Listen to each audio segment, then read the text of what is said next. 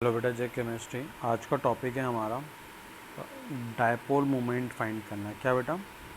Dipole moment. अब dipole moment find करना बड़ा आसान है, पर सबसे पहले समझते हैं डायपोल मोमेंट होता क्या है। ठीक है। अब सपोज आपके पास एक मॉलिक्यूल है जिसमें बॉन्ड बना हुआ है ए और बी के बीच में, and the condition is that the b is more electronegative than a. B क्या है? ए से ज़्यादा इलेक्ट्रोनेगेटिव है। तो अब क्या होगा? चार्ज का सेपरेशन होगा। चार्ज का सेपरेशन होगा इन द सेंस क्या होगा कि जो इलेक्ट्रॉन डेंसिटी है वो क्या करेगा? बी अपनी तरफ पुल करेगा, तो बी पे डेल्टा नेगेटिव और ए पे डेल्टा पॉजिटिव चार्ज आ जाएगा। तो इस बॉन्ड को हम क्या बोलेंगे? इस बॉन्ड के अंदर थोड़ा सा आयनिक कैरेक्टर डेवलप हो चुका है। अब आप देख सकते हो कि पहले ये मॉलिक्यूल अगर दोनों की इलेक्ट्रोनेगेटिविटी सेम होती तो चार्ज का सेपरेशन नहीं होता, बट अब यहाँ पे दो पोल्स क्रिएट हो चुके हैं, दो अपोजिट चार्ज। ठीक है, और दो अपोजिट चार्ज क्रिएट हो चुके हैं और ये एक पर्टिकुलर डी डिस्टेंस से सेपरेटेड है। तो इसी को हम क्या बोलते हैं बेटा? दोनों चार्ज को हम बोलते हैं डायपोल क्रिएट हो चुका है। और डायपोल मोमेंट क्या होता है? It is the product of charges, charge और हमारा ये जो डिस्टेंस है, इन दोनों के क्या बोलते हैं बेटा? इन दोनों के प्रोडक्ट को हम बोलते हैं हमारा डायपोल मोमेंट। ठीक है, तो चार्ज एंड डिस्टेंस के प्रोडक्ट को हम बोलते हैं dipole moment, and dipole moment को हम रिप्रेजेंट करते हैं म्यू से। ठीक है, और इस म्यू की यूनिट क्या होती है? इस म्यू की यूनिट होती है डी बाई। क्या होती है? D by, d e b y e. Okay no. अब डायपोल मोमेंट को ना क्या होता है कि हमको इंडिकेट करना होता है, और जैसा आप फिज़िक्स में वेक्टर्स वगैरह का एडिशन सब्ट्रैक्शन पढ़ते हो तो वो सारे रूल यहाँ पे भी एप्लीकेबल होते हैं। ठीक है, अब आपको क्या देखना है? देखिए, सपोज़ आपके पास ए एंड बी है, आपके पास ए एंड बी है, एंड इलेक्ट्रॉन डेंसिटी किसकी तरफ शिफ्ट हो रही है? बी की तरफ शिफ्ट हो रही है। ठीक है, नाउ आपको ये डायपोल का बनाने का तरीका इस तरीके से होता है। ये होता है हमारे डायपोल बनाने का तरीका। ठीक है, अब इसमें ये जो एरो होता है, ये एरो हमेशा ऐसे एटम की तरफ होगा जो इलेक्ट्रॉन क्या कर रहा है बेटा? पुल कर रहा है। क्या कर रहा है? इलेक्ट्रॉन को अपनी तरफ पुल कर रहा है। और जो पॉजिटिव चार्ज है, ये पॉजिटिव पार्ट है जो हमारे एरो का, ये हमेशा उसकी तरफ होगा जो कि क्या होगा बेटा? डोनर होगा। क्या होगा? डोनर होगा। ठीक है, तो इस तरीके से देखो, यहाँ पे बी अपनी तरफ खींच रहा है और ए इलेक्ट्रॉन दे रहा है, तो यहाँ पे डायपोल की डायरेक्शन कैसे बनेगी? इस तरीके से बनेगी। पॉजिटिव वाला एंड हमारा जो टेल है वो ए की तरफ और जो हेड है वो बी की तरफ। ठीक है, नाउ अब आपको कुछ चीज़ें हैं वो मैं आपको बता देता हूँ, उसके अकॉर्डिंग हम वर्क करेंगे। अब होता क्या है, सपोज़ एक मॉलिक्यूल है हमारे पास BeF2। क्या है हमारे पास? एक मॉलिक्यूल BeF2। नाउ अब इसका स्ट्रक्चर बनाओगे तो स्ट्रक्चर बनाना मैंने आपको सिखाया हुआ है। Be बेरिलियम सेंटर में, एक फ्लोरीन यहाँ और दूसरा फ्लोरीन यहाँ। अब आपको फाइंड करना है कि ये मॉलिक्यूल पोलर है, नॉन पोलर है, तो उसके लिए आपको क्या फाइंड करना पड़ेगा? इसका इफेक्टिव डायपोल मोमेंट। क्या फाइंड करना पड़ेगा? इफेक्टिव डायपोल मोमेंट, या फिर इसको बोलते हैं नेट डायपोल मोमेंट फाइंड करना पड़ेगा। ठीक है, अब इफेक्टिव या नेट डायपोल मोमेंट फाइंड कैसे करते हैं? उसके लिए हमको सिंपली क्या करना है, इसके ऊपर ये एरोज लगाने हैं, डायपोल की डायरेक्शन बनानी है और देखना है कि वेदर डायपोल एक दूसरे को कैंसिल कर रहे हैं कि नहीं कर रहे हैं। जैसे फॉर एग्जांपल यहाँ पे देखो आप, डायपोल का डायरेक्शन ऐसा होगा और यहाँ पे डायपोल का डायरेक्शन ऐसा होगा। अब मैं कह सकता हूँ कि ये जो डायपोल क्रिएट हुआ it is due to beryllium and fluorine, और ये जो डायपोल क्रिएट हुआ it is due to beryllium and again fluorine. तो दोनों के जो डायपोल मोमेंट का जो वैल्यू होगी वो सेम होगी, क्योंकि एटम सेम है ना, क्योंकि बेरिलियम और फ्लोरीन है और दूसरे साइड भी बेरिलियम और फ्लोरीन है, तो दोनों का डायपोल की वैल्यू क्या होगी? सेम। तो ओवरऑल क्या होगा कि ये वाला डायपोल इस वाले डायपोल को क्या कर देगा? कैंसल कर देगा। क्या कर देगा बेटा? कैंसल कर देगा। मतलब ओवरऑल हमारे मॉलिक्यूल के अंदर डायपोल मोमेंट है ही नहीं। हमारा जो इसका जो देखो, इसका जो म्यू नेट है, ये जो हमारे डायपोल मोमेंट का जो नेट वैल्यू है वो नेट वैल्यू क्या आएगी बेटा? 0। अगर म्यू नेट 0 आता है तो हमारा जो मॉलिक्यूल है वो होता है नॉन पोलर। क्या होता है बेटा? Non polar. और अगर वही आपका म्यू नेट आपका नॉट इक्वल टू 0 आए तो हमारा मॉलिक्यूल होता है बेटा कैसा, पोलर। और एक चीज़ याद रखना कि जब भी म्यू नेट 0 आता है तो हमारा मॉलिक्यूल सिमेट्रिक मॉलिक्यूल होता है, और जब भी mu net not equal to 0 आता है मतलब पोलर मॉलिक्यूल, तो हमारा मॉलिक्यूल की अंदर असिमेट्री होती है, उसकी जो वो मॉलिक्यूल सिमेट्रिकल नहीं होता। ये चीज़ें आपको याद रखनी है। अब मैं आपको फटाफट सबका एक एक एग्जांपल बताता हूँ, ठीक है, और उसके बाद आपको उसी तरीके से वर्क करना है। सबसे इम्पॉर्टेंट होता है कि स्ट्रक्चर बनाना। अगर आप स्ट्रक्चर नहीं बना सकते तो आपको ये फाइंड करना नहीं आएगा। देखो सुनो, स्टार्ट करते हैं। BCl3, ठीक है, BCl3 की बात कर रहे हैं हम, और देखते हैं कि BCl3 में किस तरीके से वर्क करेगा ये। वो कहाँ गया है BCl3 हमारा, ये रहा, ठीक है। अब BCl3 का स्ट्रक्चर कैसे बनाओगे, B सेंटर में, एक Cl यहाँ, एक Cl यहाँ, एक Cl यहाँ, इस तरीके से इसका स्ट्रक्चर बनेगा। अब क्या होगा, अब आपको थोड़ा सा दिमाग लगाना है, ठीक है। देखो इसका डायपोल इस तरीके से बनेगा, इसका डायपोल इस तरीके से बनेगा, और इसका डायपोल इस तरीके से बनेगा, ठीक है। अब आप देखिए ये डायपोल, ये रहा एक डायपोल ये रहा, इन दोनों का रिजल्टेंट डायपोल कहाँ होगा, ये होगा हमारा रिजल्टेंट डायपोल।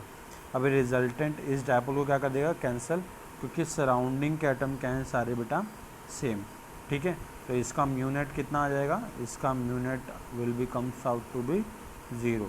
म्यू नेट 0 मतलब हमारा मॉलिक्यूल कैसा है, ये नॉन पोलर मॉलिक्यूल है। क्या है ये, नॉन पोलर मॉलिक्यूल, ठीक है।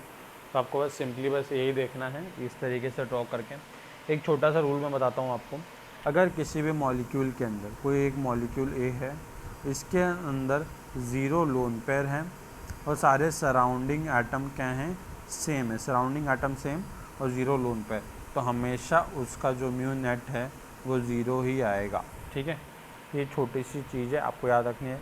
बट कंडीशन क्या है कि मॉलिक्यूल के अंदर, मॉलिक्यूल सेंटर एटम पे एक भी लोन पेयर नहीं चाहिए, और उसके सराउंडिंग जो भी आइटम है वो आइटम सारे सेम होने चाहिए, तो हमारा मॉलिक्यूल का म्यू नेट जो नेट डायपोल मोमेंट है वो कितना आएगा, 0, ठीक है। अब एक और मॉलिक्यूल आपके साथ डिस्कस कर लेता हूँ यहीं पे, NH3, क्या NH3। NH3 का स्ट्रक्चर कैसे बनाओगे, N, एक बॉन्ड यहाँ पे, एक बॉन्ड यहाँ पे, एक बॉन्ड यहाँ पे, और एक लोन पेयर। अब हमेशा याद रखना कि जो लोन पेयर के लिए जो हम डायपोल की डायरेक्शन बनाते हैं वो लोन पेयर के डायरेक्शन में ही बनाते हैं, ठीक है। अब देखो नाइट्रोजन हाइड्रोजन से ज़्यादा इलेक्ट्रोनेगेटिव, तो ये डायपोल की डायरेक्शन ऐसी, ये डायपोल की डायरेक्शन ऐसी, ये डायपोल की डायरेक्शन ऐसी, और ये डायपोल की डायरेक्शन ऐसी लोन पे। तो देखो सारे डायपोल ऊपर की तरफ पॉइंट कर रहे हैं, मतलब जो नेट डायपोल होगा वो भी कहाँ होगा बेटा, वो भी नेट डायपोल हमारा ऊपर की तरफ ही होगा, म्यू नेट। तो आप देख सकते हो कि यहाँ पे नॉट इक्वल टू 0 है, क्योंकि सारे डायपोल एक दूसरे को क्या कर रहे हैं, सपोर्ट कर रहे हैं, ना कि कैंसिल कर रहे हैं, ठीक है। तो ये इस तरीके से आपको निकालना आना चाहिए, ओके। देखो और एग्जांपल देखता हूँ, एक लेते हैं आपके सामने H2O। H2O का स्ट्रक्चर कैसे बनता है बेटा, ऑक्सीजन सेंटर में, एक हाइड्रोजन यहाँ, एक हाइड्रोजन यहाँ, एक लोन पेयर यहाँ, और एक लोन पेयर यहाँ। देखो इसका डायपोल इस डायरेक्शन में, इसका डायपोल इस डायरेक्शन में, ये लोन पेयर का डायपोल इस डायरेक्शन में, इस लोन पेयर का डायरेक्ट मतलब कि देखो ये इसको सपोर्ट कर रहा है, ये इसको सपोर्ट कर रहा है, और दोनों डायपोल ऊपर की तरफ, मतलब नेट डायपोल कहाँ होगा, यहाँ पे होगा।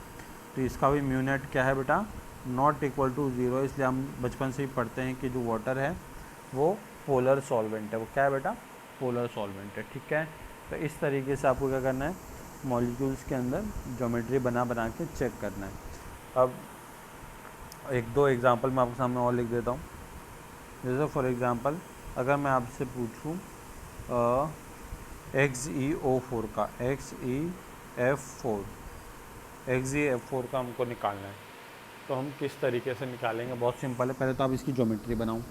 तो ज्योमेट्री कैसी होगी, जेनोन यहाँ पे, एक फ्लोरीन यहाँ पे, एक फ्लोरीन यहाँ पे, एक फ्लोरीन यहाँ, एक फ्लोरीन यहाँ, एक लोन पेयर ऊपर और एक लोन पेयर नीचे।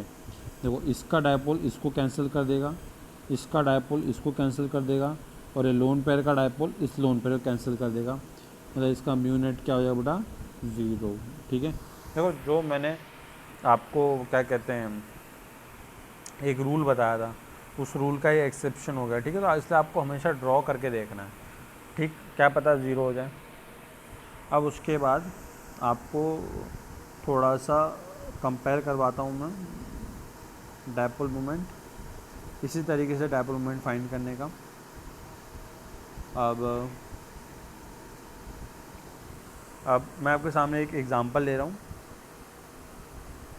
यहाँ पे बहुत एक इम्पॉर्टेंट रिलेशन हम सीखने वाले हैं कि जो म्यू नेट होता है वो इन्वर्सली प्रोपोर्शनल होता है एंगल के। किसके? Inversely proportional to the angle theta. अब ये एंगल थीटा क्या है और म्यू नेट कैसे इसके इन्वर्सली प्रोपोर्शनल है, ये आपको थोड़े समय में पता चल जाएगा। ठीक है, देखो अब यहाँ पे देखो, ध्यान दो। सपोज़ ये हमारी बेंजीन रिंग है, यहाँ पे एक हैलोजन लगा हुआ है और ये ऑर्थो पोजीशन पे एक हैलोजन है। सपोज़ ये हमारी दूसरी रिंग है, ये इसके मेटा पोजीशन पे 2 हैलोजन लगे हुए हैं और यहाँ पे पैरा पोजीशन पे 2 हैलोजन लगे हुए हैं। अब क्या होगा, आपको फाइंड करना है कि कौन से मॉलिक्यूल के अंदर म्यू नेट सबसे ज़्यादा है। ठीक है, बहुत सिंपल है।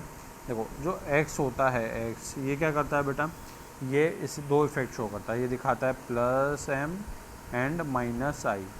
अब डोमिनेट क्या करता है इसका, -I। तो अगर X ग्रुप इलेक्ट्रॉन डेंसिटी को ओवरऑल विड्रॉ कर रहा है क्योंकि -I डोमिनेट करता है, तो जो डायपोल की डायरेक्शन है वो कैसी होगी, ऐसी होगी, और इसकी डायरेक्शन कैसी होगी, ऐसी। आपको क्या करना है, बस एक्सटेंड करना है इसे। तो ऐसा और ये ऐसा, तो एंगल कितने का बन गया, 60 डिग्री का। ठीक है, यहाँ पे देखो ये डायपोल इधर ऊपर की तरफ, ये डायपोल इधर इस तरफ। वापस से इसको ऐसे ऐसे एक्सटेंड कर दो, तो एक्सटेंड करोगे तो देखो एंगल कितने का बनेगा, ये एंगल बनेगा 120 का। देखो इसका डायपोल ऊपर की तरफ, इसका डायपोल नीचे की तरफ, तो ये एंगल कितने का बन गया बेटा, ये एंगल बन गया तुम्हारे 180 डिग्री का। और इसका म्यू नेट कितना होगा बेटा, इसका म्यू नेट 0 होगा क्योंकि ये डायपोल इस डायपोल को क्या करेगा, कैंसिल। तो देखो एंगल ज़्यादा तो डायपोल मोमेंट कम, इसलिए हमने लिखा कि इन्वर्स रिलेशन है म्यू नेट और एंगल का। ठीक है, तो ये एंगल आपको फाइंड करना आना चाहिए। ओके,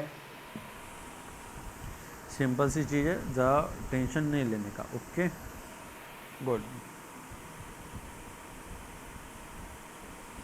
अब इसके बाद ना आपको कुछ फॉर्मूलेज वगैरह होते हैं, वो आपको सीख जाओगे आप, टेंशन मत लो। आपको एक चीज़ मैंने कॉन्सेप्ट पहले ही बताया हुआ है, एक ये वापस से बता देता हूँ मैं कि हाइड्रोजन बॉन्डिंग क्या होती है। ठीक है,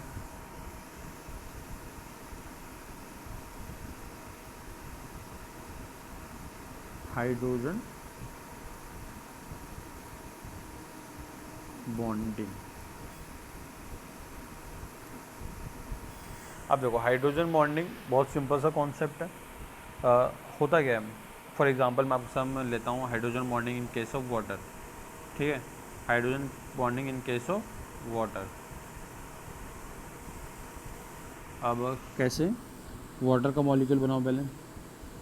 ये है हमारे वाटर का मॉलिक्यूल, ऑक्सीजन ज़्यादा इलेक्ट्रोनेगेटिव होता है तो उस पर डेल्टा नेगेटिव, इस पर डेल्टा पॉजिटिव, है ना।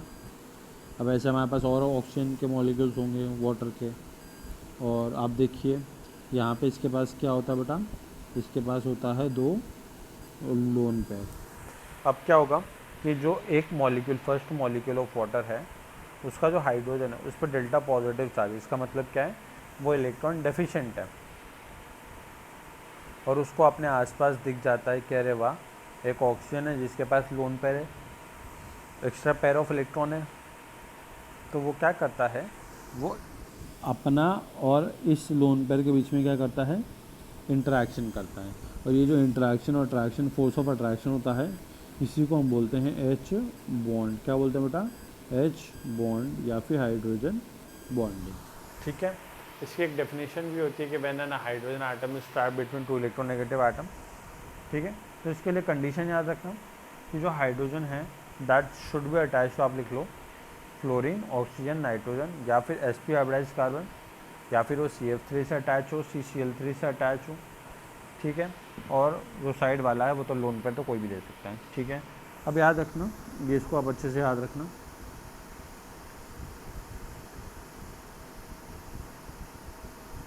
अब इसी में क्या होता है ना, इसी में एक चीज़ आती है कि अब HF का मॉलिक्यूल, क्या देखो आपके सामने एक चीज़ बनाता हूँ मैं, HF का मॉलिक्यूल है,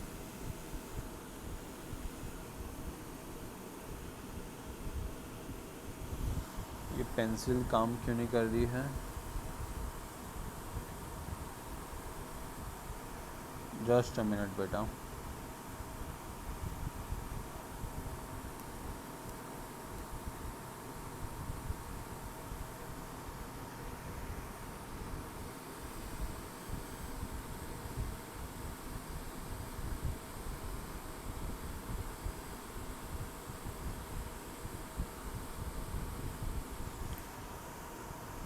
ठीक है, तो हम जो पढ़ रहे थे उसकी तरफ वापस चलते हैं।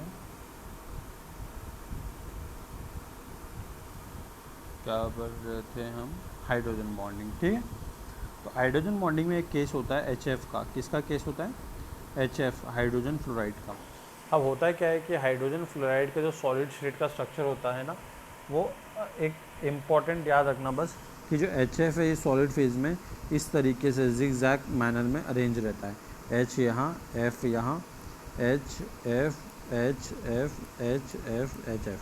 कैसे, देखो इस H पे होगा डेल्टा पॉजिटिव, इस F के बाद लोन पे तो अट्रैक्शन है, तो देखो ये H बॉन्ड बन गया, ये H बॉन्ड, ये H बॉन्ड, तो इस तरीके से अल्टरनेट H बॉन्ड बन जाते हैं। और सॉलिड फेज में ये इस तरीके से जिगजैग फॉर्म में रहता है।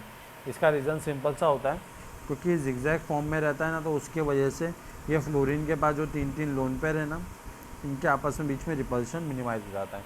अगर स्ट्रेट चेन में रहेगा तो फ्लोरीन के बीच में रिपल्शन बहुत ज़्यादा रहेगा, ठीक है। तो ये याद रखना।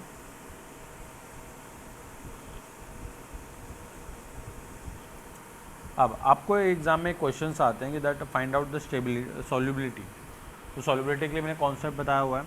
अब याद रखना कि जो मॉलिक्यूल वाटर के साथ H बॉन्ड दिखाएगा उसकी सॉल्युबिलिटी सबसे ज़्यादा, फिर जो मॉलिक्यूल पोलर होता है उसकी सॉल्युबिलिटी सबसे ज़्यादा, क्योंकि पोलर अगर है तो पोलर जो वाटर जो कि खुद भी पोलर है, तो पोलर की सॉल्युबिलिटी ज़्यादा होती है। तो उसके बाद सबसे कम सॉल्युबल कौन होता है, नॉन पोलर, ठीक है।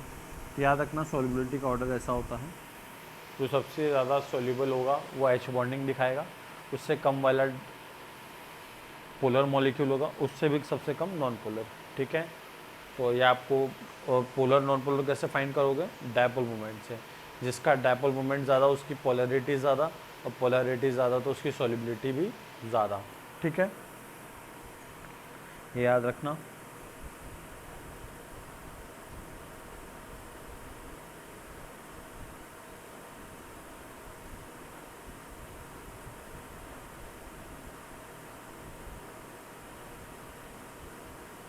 अभी के लिए हम इतना ही पढ़ेंगे, और आपको बहुत सारे बोरॉन हाइड्रेट्स, सिलिकेट्स, ये सारी जो चीज़ें हैं ये आपको पी ब्लॉक में पढ़ाई जाएंगी रिस्पेक्टिव ग्रुप में। अभी फ़िलहाल मैं आपको एक इम्पॉर्टेंट चीज़ पढ़ाऊँगा, वो है हमारा how to find out that Fajans rule, आपको एस ब्लॉक में पढ़ाया जाएगा। और आयनिक कंपाउंड की थर्मल स्टेबिलिटी वगैरह भी उसमें ही सबके रिस्पेक्टिव उसमें पढ़ाया जाएगा। और जो सबसे इम्पोर्टेंट वाला पार्ट है वो है हमारा मॉलिक्यूलर ऑर्बिटल थियरी, जिसके लिए मुझे अलग से पूरा लेक्चर बनाना है। तो मॉलिक्यूलर ऑर्बिटल थियरी बची है हमारी, और उसके बाद हमारा क्या कहते हैं चैप्टर ख़त्म हो जाएगा, सिर्फ मॉलिक्यूलर ऑर्बिटल थियरी पढ़नी बाकी है। ओके, जब तक के लिए आप इसको रिवाइज़ करो।